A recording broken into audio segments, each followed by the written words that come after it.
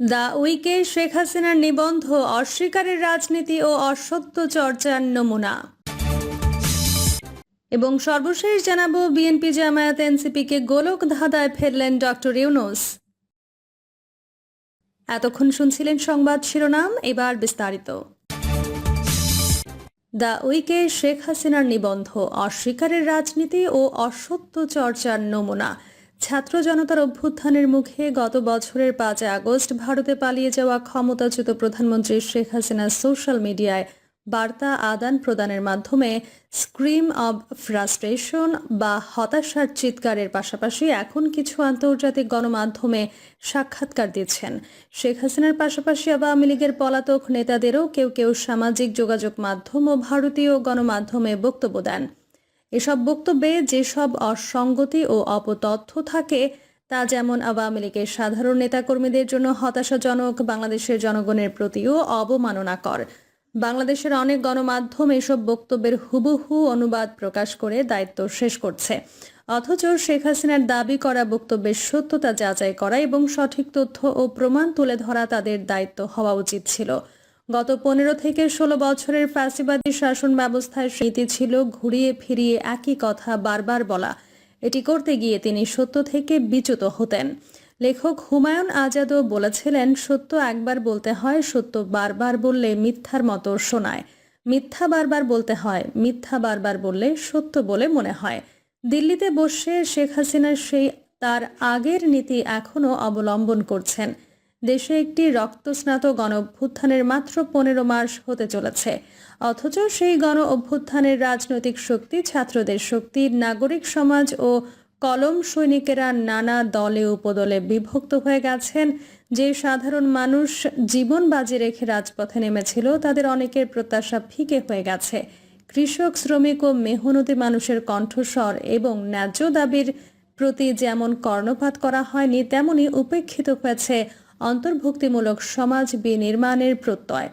গণ অভ্যুত্থানের নারী কণ্ঠ যেমন অদৃশ্য হয়ে গেছে, তেমনি গণ অভ্যুত্থান পরবর্তী সময়ে একটি বিশেষ মতাদর্শকেই বিশেষ আশ্রয় প্রশ্রয় দেওয়া হয়েছে। ফলে 3 আগস্টের শহীদ মিনার কিংবা 5 আগস্টের সকালের যে দৃঢ় সংকল্পবদ্ধ ছিল জাতি, তা আজ নানা দলে উপদলে বিভক্ত। গণ অভ্যুত্থানের আকাঙ্ক্ষা বা স্পিরিট বিনির্মাণের পক্ষে রাজনৈতিক, সামাজিক, সাংস্কৃতিক ও চিন্তা চেতনার বিকাশে জাতি হিসেবে আমাদের কাজ এখনো খুবই অল্প। এই দুর্বলতার সুযোগে ক্ষমতাচ্যুত শেখ হাসিনা নানা মিথ্যার ভুল ঝুরি নিয়ে আবার হাজির হচ্ছেন। দ্য ইন্ডিপেন্ডেন্ট, এএফপি, রয়টার্সের সঙ্গে সাক্ষাৎকার শেষ করে তিনি এবার দ্য উইক এ একটি নিবন্ধ লিখেছেন। সম্প্রতি দিল্লি থেকে প্রকাশিত সাপ্তাহিক পত্রিকাটিতে অতীতেও আমি অনির্বাচিত রাজনীতিবিদদের মোকাবেলা করেছি শিরোনামে শেখ হাসিনার নিবন্ধটি প্রকাশ পেয়েছে। তার এই লেখা যেন বাঘ আর বোকা কৃষকের গল্পের পুনরাবৃত্তি। তিনি ভাবছেন দেশের মানুষ বোকা কৃষক। শেখ হাসিনার নিবন্ধটিতে অপতথ্যের অনেক উপাদান আছে, কারণ তিনি অনেক অসত্য তথ্যকে এমনভাবে সাজিয়েছেন যেন তার সত্য মনে হয়, আর সত্যকে এমনভাবে গোপন করেছেন যেন তার কোনো অস্তিত্বই ছিল না। শেখ হাসিনার ছাত্র জনতার অভূতপূর্ব গণ অভ্যুত্থানকে বিদেশি ষড়যন্ত্র বলে বর্ণনা করেছেন।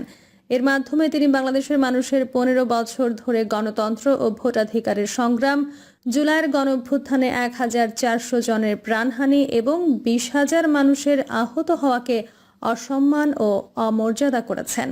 1971 সালের পরাজিত শক্তিরা বাংলাদেশের মহান মুক্তিযুদ্ধকে মুসলিম ভাইকে আলাদা করার গভীর ষড়যন্ত্র হিসেবে তুলে 30 লাখ শহীদের আত্মদানকে ছোট করতে চায়।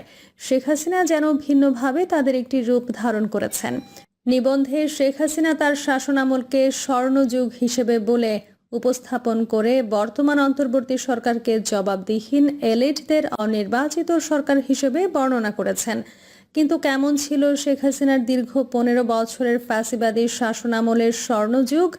তিনি অসংখ্য গুম, খুন ও হেফাজতে মৃত্যু ঘটিয়েছে। বিরোধী দল ও মতকে নির্যাতন, দমন পীড়নের ব্যবস্থা তৈরি করেছেন।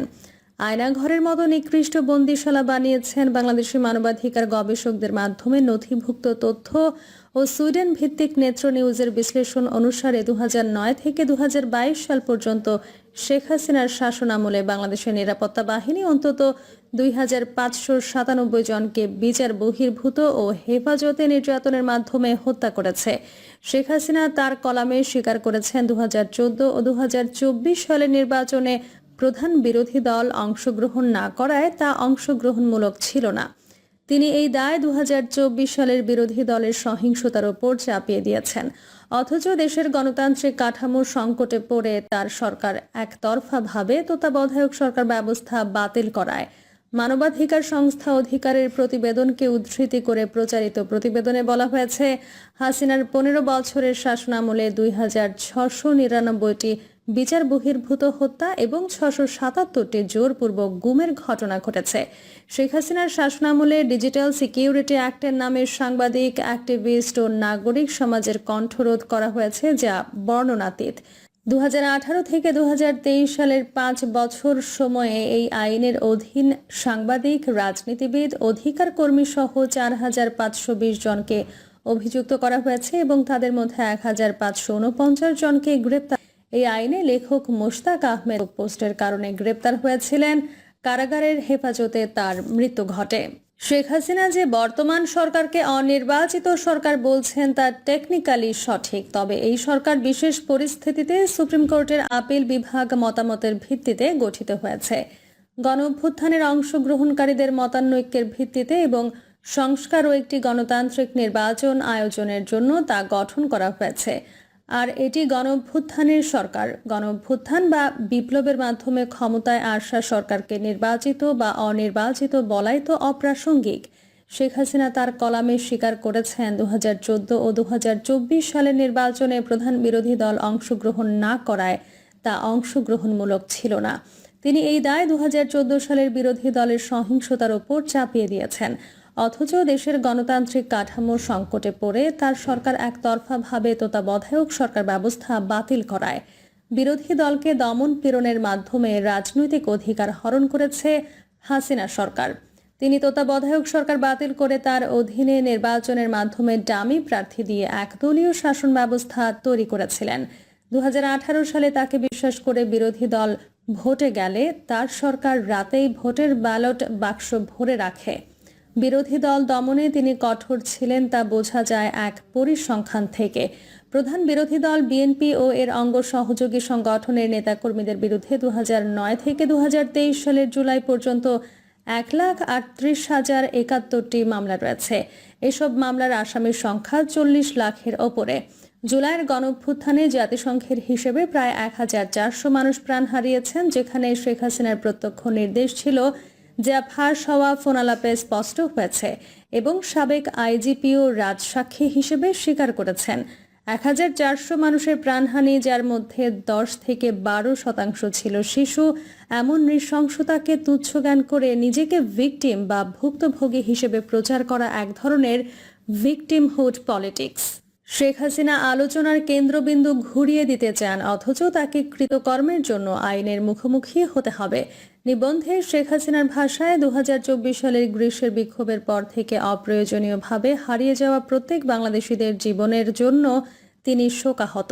পরক্ষণে তিনি জুলাই গণঅভ্যুত্থান দমনে যেখানে তার সরকার প্রাণঘাতী অস্ত্র ব্যবহার করেছে, তার রাজনৈতিক দলের নেতা কর্মীরা অস্ত্র হাতে মাঠে ছিলেন, নিরস্ত্র জনতার ওপর গুলি চালিয়েছেন, তার দায় নিরাপত্তা বাহিনীর কিছু সদস্যের ভুল সিদ্ধান্তের ওপর চাপিয়েছেন। অথচ শেখ হাসিনা তার প্রত্যক্ষ নির্দেশে চলা এই হত্যাকাণ্ড চলাকালে দেশের জনগণের প্রতি সহমর্মিতা জানানো বা নিহত ব্যক্তিদের প্রতি শোক প্রকাশের বদলে মেট্রো রেলের কাঁচ ভাঙা দেখতে গিয়ে কেঁদেছেন। শেখ হাসিনা নিবন্ধ জুড়ে তার সরকারের উন্নয়ন বাহাস করেছেন। তিনি দাবি করেছেন তার সরকার প্রত্যেক বাংলাদেশিকে উন্নত গণপরিবহন, স্বাস্থ্য সেবা, শিক্ষা ও ঘরে বিদ্যুৎ সরবরাহ নিশ্চিত করাকে অগ্রাধিকার দিয়েছে।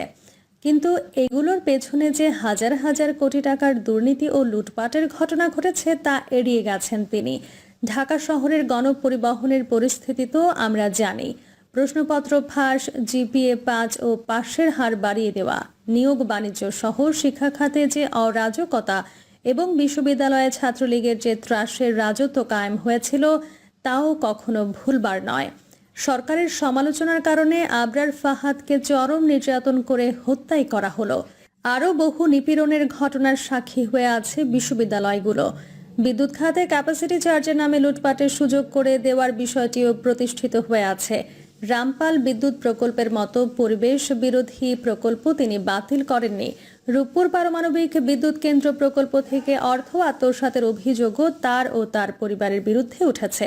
শেখ হাসিনা তার এমপি, মন্ত্রী, নেতা ও ঘনিষ্ঠ ব্যবসায়ী গোষ্ঠীকে একের পর এক ব্যাংক লুটপাটের সুযোগ করে দিয়েছিলেন। তাদের অর্থ পাচারের ঘটনা আন্তর্জাতিক মিডিয়ায় পর্যন্ত তোলপাড় তুলেছে। শেখ হাসিনা দাবি করেছেন তিনি একটি ধর্মনিরপেক্ষ সমাজ ব্যবস্থা গড়েছেন, যেখানে সব ধর্মের মানুষ আইনের অধীন সমানভাবে আচরণ পাবে, কিন্তু বাস্তবতা ভিন্ন। তার সরকারের সময় 2012 সালের রামুতে বৌদ্ধ মন্দিরের হামলা ও ভাঙচুরের বিচার তিনি সম্পন্ন করেননি।